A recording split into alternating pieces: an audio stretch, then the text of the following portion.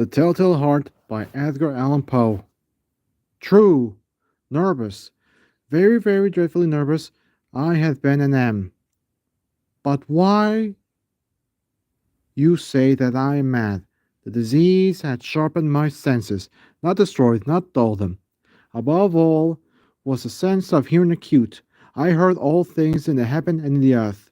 I heard many things in hell. How then am I mad? Hearken and observe how healthily, how calmly I can tell you the whole story. It is impossible to say how first the idea entered my brain, but once conceived, it haunted me day and night. Object there was none, passion there was none. I loved the old man. He had never wronged me, he had never given me insult. For his gold I had no desire. I think it was his eye. Yes, it was this. One of his eyes resembled that of a vulture, a pale blue color, with a film over it. Whenever it fell upon me, my blood ran cold, and so by degrees, very gradually, I made up my mind to take the life of the old man, and thus rid myself of the eye forever. Now this is the point. You fancy me mad. Madmen know nothing, but you should have seen me. You should have seen how wisely I proceeded, with what caution, with what foresight, with what dissimulation I went to work. I was never kinder to the old man than during the whole week before I killed him. And every night, about midnight, I turned the latch of his door and opened it, oh, so gently. And then, when I made an opening sufficient for my head, I put in a dark lantern, all closed, so that no light shone out, and then I thrust in my head. Oh, you would have laughed to see how cunningly I thrust it in. I moved it slowly, very, very slowly, so that I might not disturb the old man's sleep. It took me an hour to place my whole head within the opening so far that I could have seen him as he lay upon his bed. Ha! Would a madman have been so wise as this? And then, when my head was well in the room, I undid the lantern cautiously. Oh, so cautiously, cautiously, for the hinges creaked. I undid it just so much that a single thin ray fell upon the vulture eye, and this I did for 7 long hours, every night just at midnight, but I found the eye always closed, and so it was impossible to do the work, for it was not the old man who vexed me, but his evil eye. And every morning, when the day broke, I went boldly into the chamber, and spoke courageously to him. I called him by name in a haughty tone, and inquiring how he had passed the night. So, you see, he would have been a very profound old man, indeed, to suspect that every night, just at 12, I looked in upon him while he slept. Upon the 8th night, I was more than usually cautious in opening the door. A watch's minute hand moves more quickly than did mine. Never before that night had I felt the extent of my own powers, of my sagacity. I could scarcely contain my feelings of triumph. To think that there I was, opening the door little by little, and he not even to dream of my secret deeds or thoughts. I fairly chuckled at the idea, and perhaps he heard me, for he moved on the bed suddenly, as if startled. Now you may think that I drew back, but no, his room was as black as pitch, with a thick darkness, for the shutters were closed, fastened, through fear of robbers, and so I knew that he could not see the opening of the door, and I kept pushing on steadily, steadily. I had my head in, and was about to open the lantern, when my thumb slipped upon the thin fastening, and the old man sprang up in the bed, crying out, "Who's there?" I kept quite still and said nothing. For a whole hour I did not move a muscle, and in the meantime I did not hear him lie down. He was sitting up in the bed listening, just as I have done, night after night, hearkening to the death watches in the wall. Presently I heard a slight groan, and knew it was a groan of mortal terror. It was not a groan of pain or grief. Oh no! It was a low, stifled sound that arises from the bottom of the soul when overcharged with awe. I knew the sound well. Many a night, just at midnight, when all the world slept, it has welled up from my own bosom, deepening, with its dreadful echo, the terrors that distracted me. I say I knew it well. I knew what the old man felt, and pitied him. Although I chuckled at heart, I knew that he had been lying awake ever since the first slight noise. When he had turned in the bed, his fears had been ever since growing upon him. He had been trying to fancy them causeless, but could not.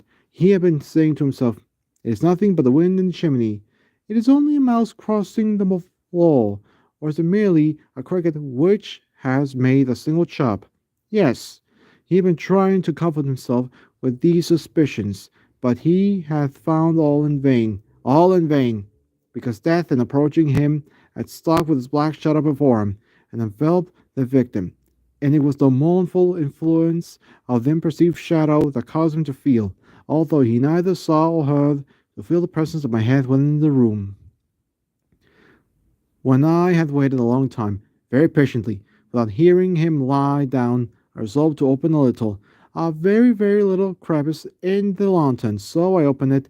You cannot imagine how stealthily, until at length a single dim ray, like the thread of the spider, shot out from the crevice and fell upon the vulture eye.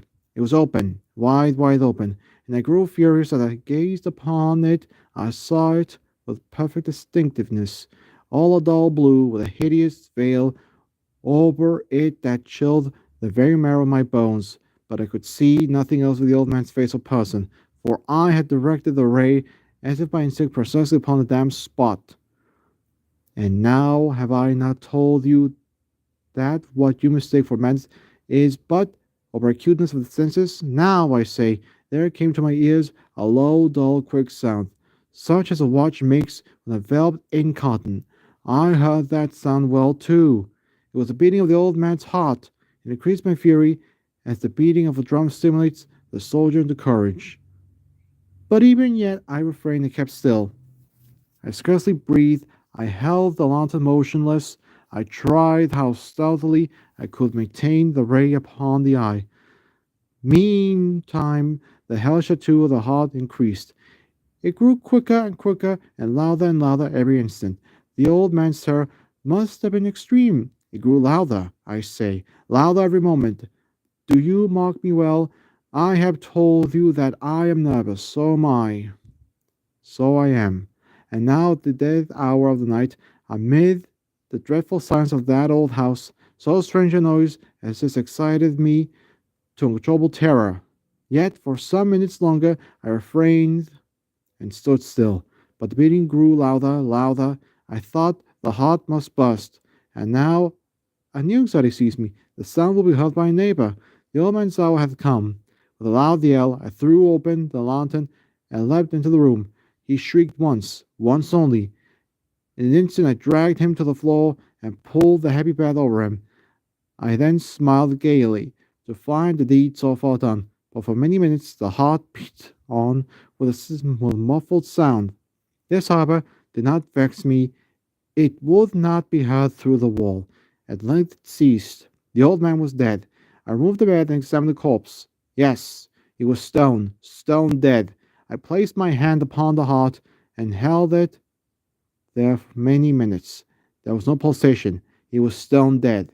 His eye will trouble me no more. If you still think me mad, you will think so no longer when I describe the wise precautions I took for the concealment of the body. The night waned, and I woke hastily, but in silence. First of all, I dismembered the corpse. I cut off my head and the arms and the legs. I then took up 3 planks from the flooring of the chamber and deposited all between the scantlings. I then replaced the boards so cleverly, so cunningly, that no human eye, not even his, could have detected anything wrong. There was nothing to wash out, no stain of any kind, no blood spot whatever. I've been too wary for that. A top hath caught all. Ha ha! When I had made an end of these labors, it was 4 o'clock, still dark as midnight. As the bell sounded the hour, there came a knocking at the street door. I went to open it with a light heart, for what I had now to fear. There entered 3 men, who introduced themselves with perfect suavity as officers of the police. A shriek had been heard by a neighbor during the night. Suspicion of foul play had been aroused. Information had been lodged at the police office, and they, the officers, had been deputed to search the premises. I smiled, for what I had to fear. I bade the gentleman welcome. The shriek, I said, was my own in a dream. The old man, I mentioned, was absent in the country. I took my visitors all over the house. I bade them such well. I led them at length to his chamber. I showed them his treasures, secure, undisturbed. In the enthusiasm of my confidence, I brought chairs into the room, and desired them here to rest from their fatigues, while I myself in the while lost in my perfect triumph, placed my own seat upon the very spot beneath which reposed the corpse of the victim. The officers were satisfied. My manner had convinced them. I was singularly at ease.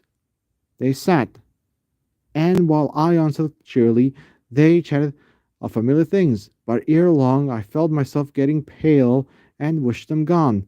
My head ached, and I fancied that ringing my ears, but still they sat and still chatted. The ringing came more distinct, continued and became more distinct. I talked more freely to get rid of the feelings, but it continued and gained definitiveness until at length I found that the noise was not within my ears. Now that I grew pale, no doubt I now grew very pale, but I talked more fluently and with a heightened voice. Yet the sound increased, and what could I do? It was a dull, low, dull, quick sound, much such a sound as a watch makes when enveloped in cotton. I gasped for breath, and the officers heard it not.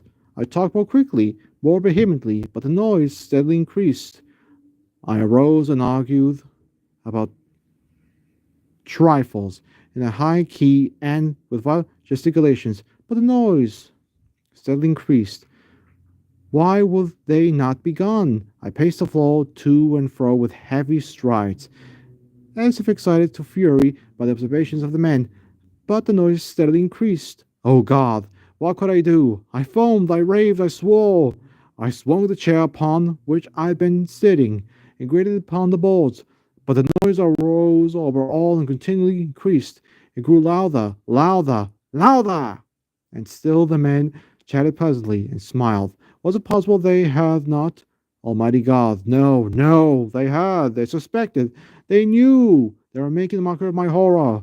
This I thought, and this I think, but anything was better than this agony. Anything was more tolerable than this derision. I could bear those hypocritical smiles no longer.